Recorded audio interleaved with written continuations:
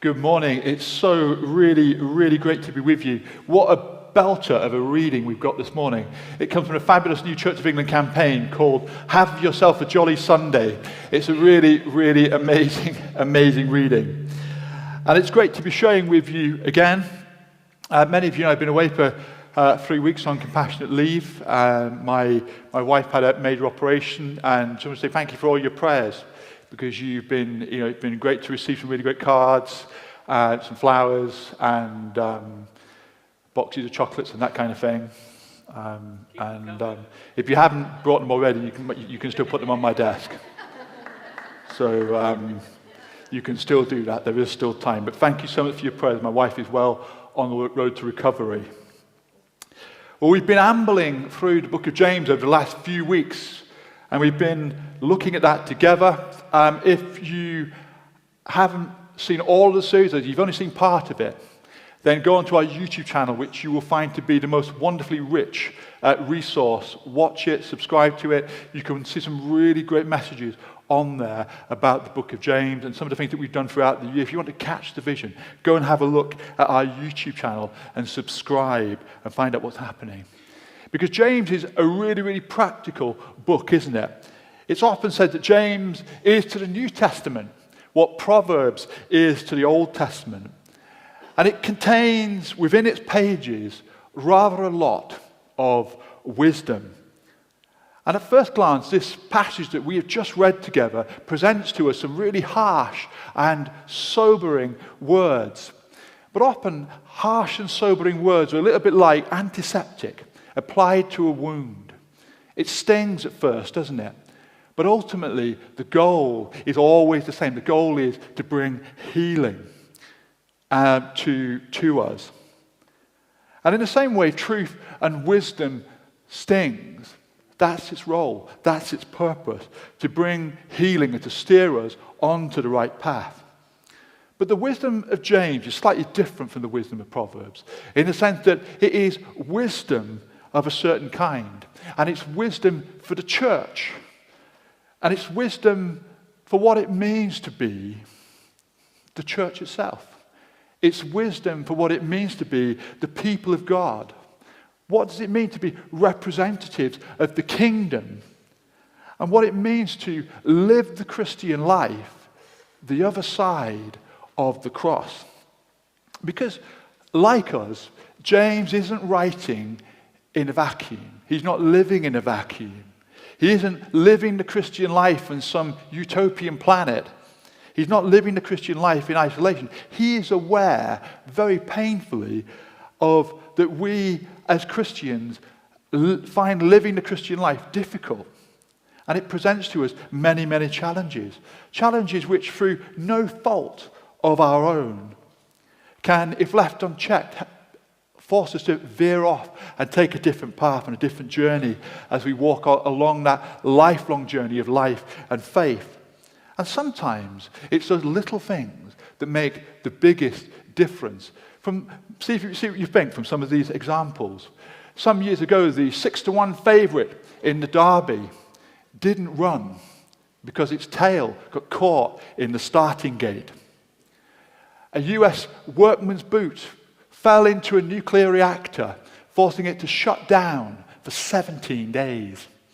Or what about the paintbrush that cost 50p and it fell into a torpedo launcher on a nuclear sub and caused almost £150,000 worth of damage? Little things can be a really big deal. The magic of faith can be lost, blunted, slowed down through little things that are left unchecked and unconsidered. So the title of what I want to share with you this morning is called 3 Little Words. And the 3 little words that James wants us to hear are, do not forget. Do you think you can say that with me? Do not forget. Often, forgetfulness can lead us inadvertently to a place of arrogance and complacency. Arrogance is based on an inflated sense of self self-importance and a belief in our own skills and abilities and our own superiority rather than God's. And a belief in our own superiority can lead to pride, and pride leads to forgetfulness, which is why it's always important to make sure that we give our faith a regular MOT, to check that we have found His will for our lives, that we are walking in His will, that we are fulfilled, that we are happy in our faith. Because there's something in those 3 little words, do not forget, that James wants us to hear, so that each of our lives might be the most effective, the most wonderful example of Christ at work in the world. Now, any of you who have been part of St. Paul's, or any church for that matter, for any length of time, or if you've been around a group of Christians for any length of time, you don't have to be around them very long before somebody starts to use the F word. That's faith, by the way. Those of you who are thinking about something else, come for prayer at the end.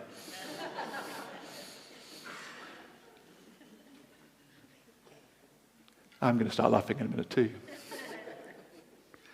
Faith is not only at the heart of the Christian life, but it's at the heart of this universe. Faith is like putting on a pair of glasses or putting on a pair of hearing aids, and you see something and you hear something that you never, ever heard before. We hear and we see that it was God who by faith created the universe. By faith, we see that it's only through Jesus Christ that we can enter into a relationship with God the Father. Faith hears the inaudible. It sees the invisible, believes the impossible, it believes the incredible, and receives the impossible. Faith defies human wisdom that says seeing is believing, when the reality is that believing is seeing. It's what it isn't that makes it what it is. Faith is the assurance. Faith is the substance of things hoped for and the evidence of a God who is unseen. In other words, faith is the means by which we receive God's unmerited favor or grace.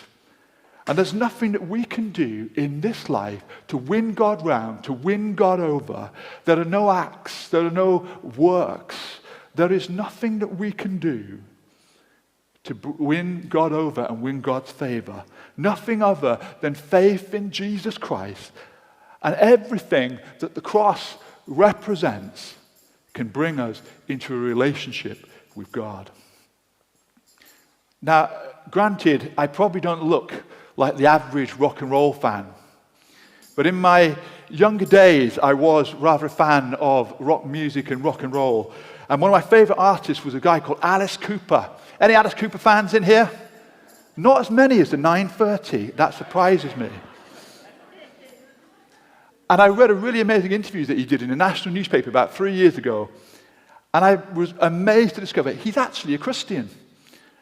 And this is what he said. People think it's ironic that Alice Cooper, the rock and roll rebel, is actually a Christian. But it's the most rebellious thing that I ever did in my life. Drinking beer is easy. Smashing up a hotel room is really, really easy. But deciding to become a Christian and have faith and follow Christ is the toughest thing that I have ever done. It's the toughest choice I have ever made. You know, we would not be human. I think we can all identify with those words, because we would not be human if we found having faith and following Christ wasn't difficult. Because it is. Faith is a lifelong journey. And on that journey, we experience, don't we, so many different things. The Christian author David Tomlinson, the writer of that fabulous book, How to Be a Bad Christian and an Even Better Human Being, says this: sometimes people feel that faith, it seems like a badly wired lamp that flickers on and off. You know, some people never experience that. But I'm prepared to wager that many more people experience faith that flickers on and off, and they're not always prepared to admit to it. There are times when we feel that God seems distant. We face times where we have to work hard for a little or nothing, for little or no reward. Life seems like it's a bit of a grind. We become disappointed with church. There are times in our lives where we take our faith for granted. Or sometimes it's just plain and simple weariness. Whatever it is, there are some things that affect our faith and our ability to walk with God. Simon Ponsonby, the theologian at St. Aldate's in Oxford, describes it as more being bored again than being born again. So why is this journey so challenging? Well, I think it's because while we are saved by faith and not by works, our faith shows itself in the little things that we do every day, how we live and how we interact with others and with one another. For James, it is those little acts that reveal the faith we have and show the world that God is, the work that God is doing within us to others who are around us. And it's against that backdrop that James says to us, remember those three little words. Do not forget. Do not forget God in your personal relationships with one another. Do not forget God when you're thinking about the future. Do not forget God with the wealth of things that you have been blessed with.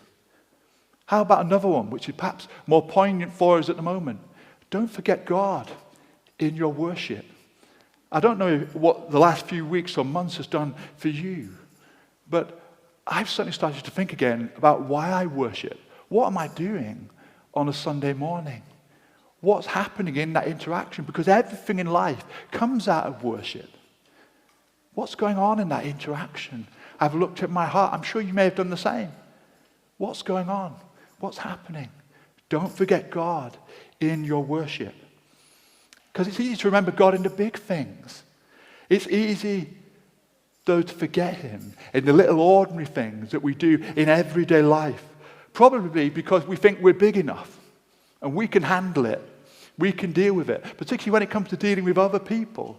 It's okay. It's John. It's Joan. It's Tim. I can deal with it, Lord.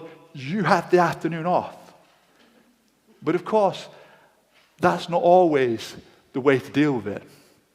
I remember some years ago I worked with a guy in a company and we shared a desk together. And he had a very interesting personality. He was rude to me and he was rude to the customers. The customers seemed to like it, actually. It was one of those things.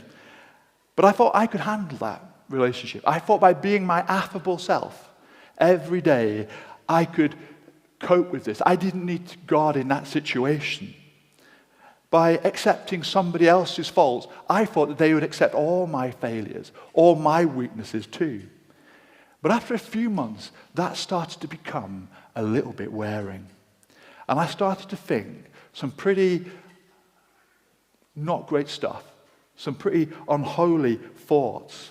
And I became resentful. And as I look back now, I started to say some things that I didn't think were right or good. I remember when I, as a young journalist many years ago, my first news editor used to say that the truth told with bad intent beats all the lies you can invent. Sometimes, when something niggles you on the inside, you just want to say something because it's a way of getting back at someone. But it was one afternoon, and we were sat together, and the office was quiet, and he started to tell me a little bit about his life.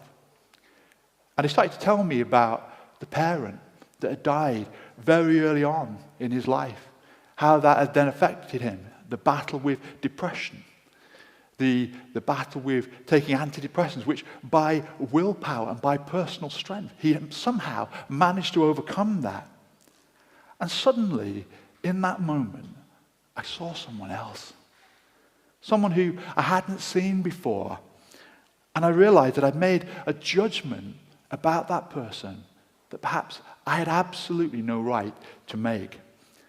And although we were never going to be bosom buddies, and in no way did that excuse that person's behavior, I realized that I hadn't loved my neighbor as I loved myself. I'd forgotten God in that situation. And without God, I could not love this guy without seriously risking my own personal testimony and my own personal faith. That's why James reminds us in verse 11, verse 12, about the law. Jesus in Matthew says that the most important law of all, the one that everything comes into, is love the Lord your God with all your heart, with all your soul, with all your mind. Love your neighbor as you love yourself. It's easier, isn't it, to love God than it is to love our neighbor. I think we'll all attest to that. But you can't love your neighbor without first loving God. It's often been said that we like someone because, but we love them although.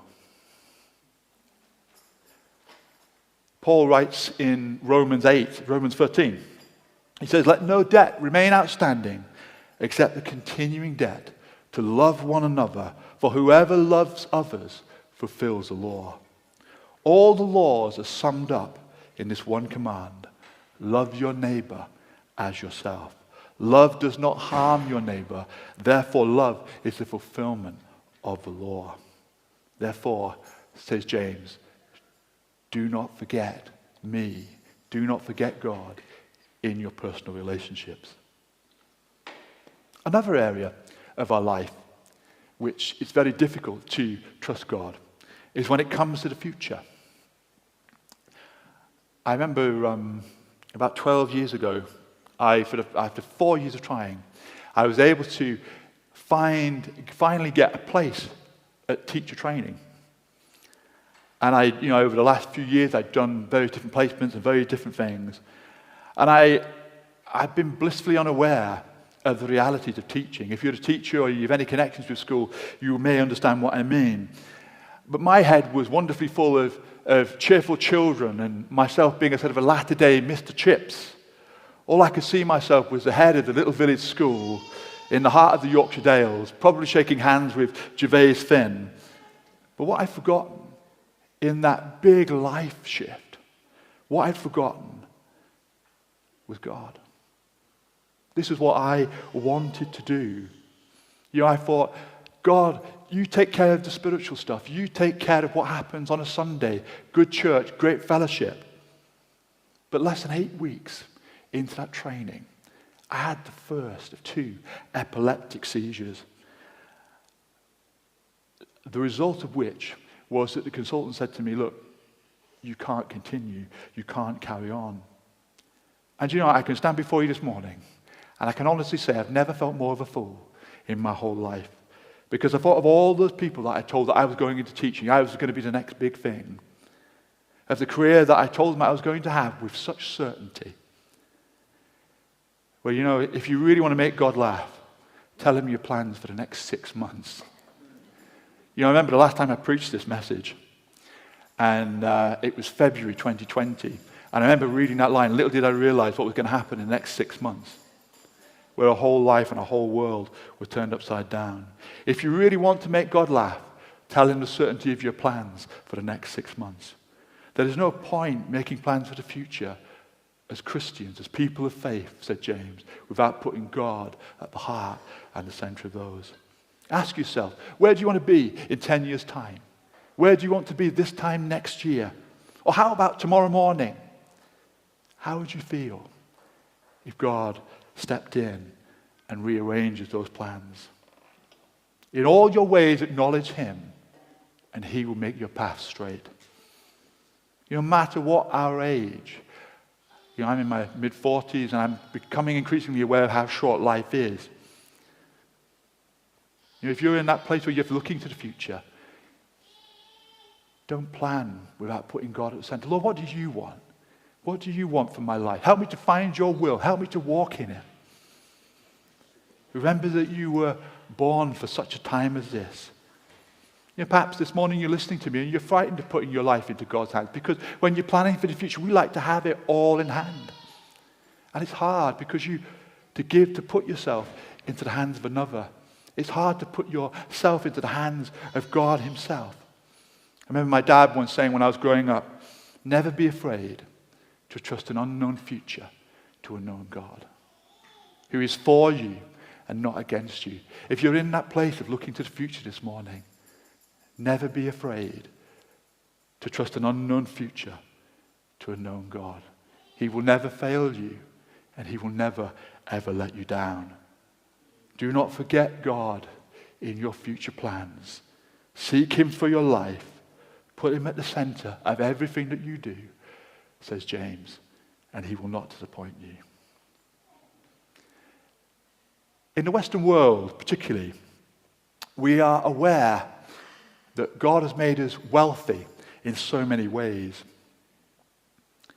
And James warns us in our passage this morning, not against the rich, but against the danger of riches.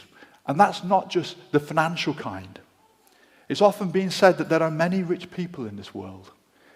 People who have a lovely spirit, a lovely character, and they don't have a being to their name. That could be a talent. It could be a skill.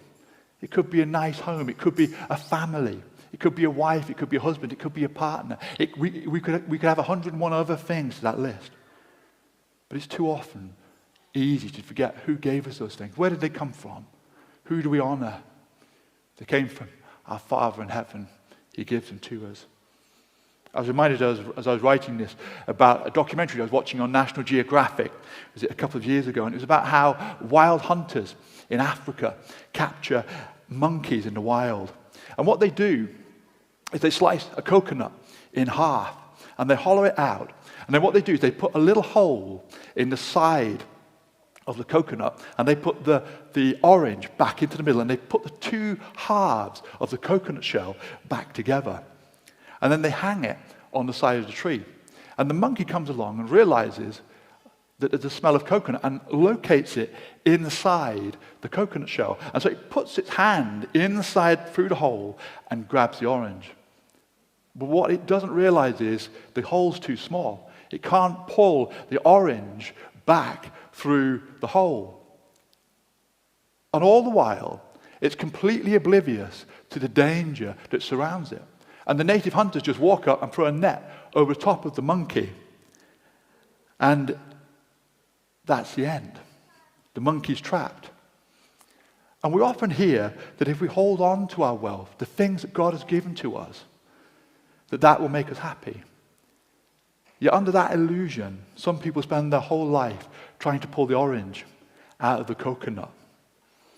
And when we forget God with our wealth, that's something that James says to us robs us of our freedom, of our happiness, and ultimately, I think, of our lives.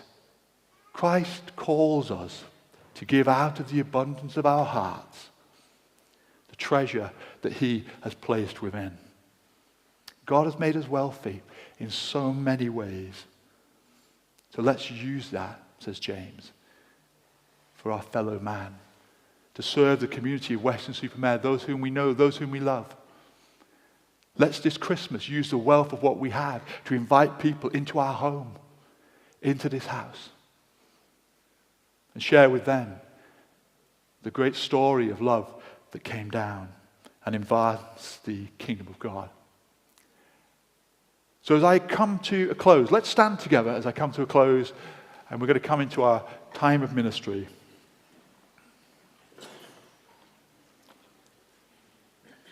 It's important, I think, to give ourselves a spiritual MOT on a regular basis. Give yourself a heart test. Where are you? What's the Holy Spirit been saying to you this morning as you've been sat here?